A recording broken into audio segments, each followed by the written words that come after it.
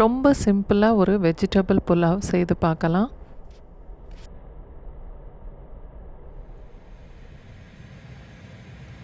ரெண்டு டீஸ்பூன் நெய்,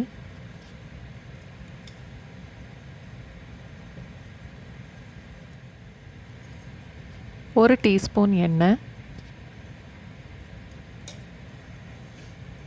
2 துண்டு பட்டை, 2 பிரியாணி இலை, 2 ஏலக்காய், 2 கிராம்பு, 1 ஸ்டார் அனைஸ்,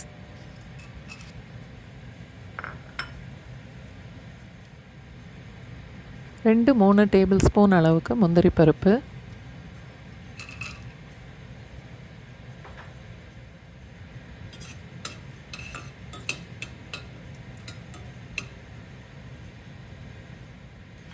பீன்ஸ், வெங்காயம், பட்டாணி 3 1/2 கப் அளவுக்கு, கேரட் 1/4 கப் சேர்த்தா போதும்.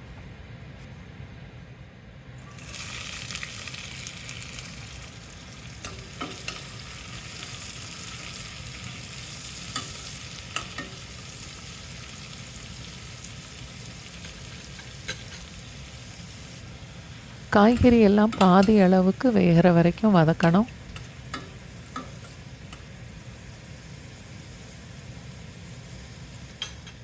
இஞ்சி பூண்டு பேஸ்ட் 1 டீஸ்பூன் அளவு, பச்சை மிளகாய் பேஸ்ட்டும் 1 டீஸ்பூன் அளவுக்கு.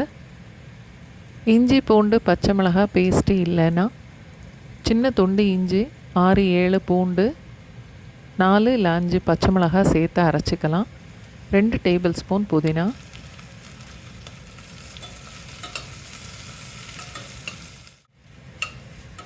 காயெல்லாம் பாதி அளவுக்கு வெந்ததுக்கப்புறம்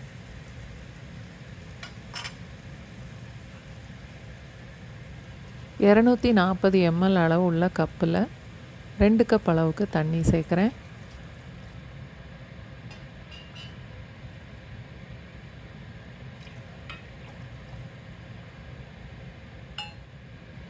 புலாவுக்கு தேவையான அளவுக்கு உப்பும் சேர்த்துட்டு அதோட 1 டீஸ்பூன் அளவுக்கு எலுமிச்சம்பழம் ஜூஸும் சேர்த்துட்டு நல்லா கலந்து தண்ணியை கொதிக்க விடணும்.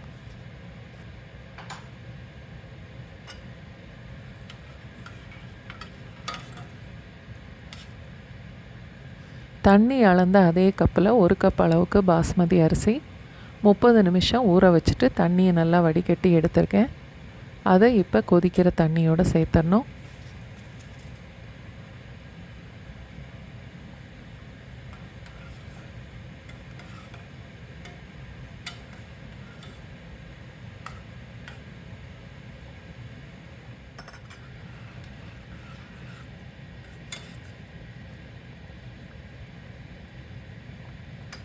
அடுப்பு மீடியம் ஃப்ளேமில் வச்சுட்டு 2 நிமிஷத்துக்கு மூடி போட்டு வச்சிடலாம்.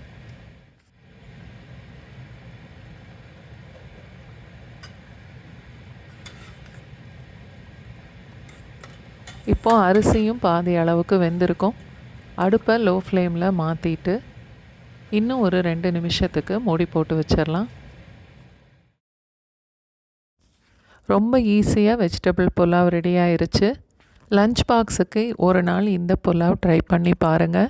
ரைத்தா மட்டும் வச்சு சாப்பிட்டாலே ரொம்ப நல்லாயிருக்கும்.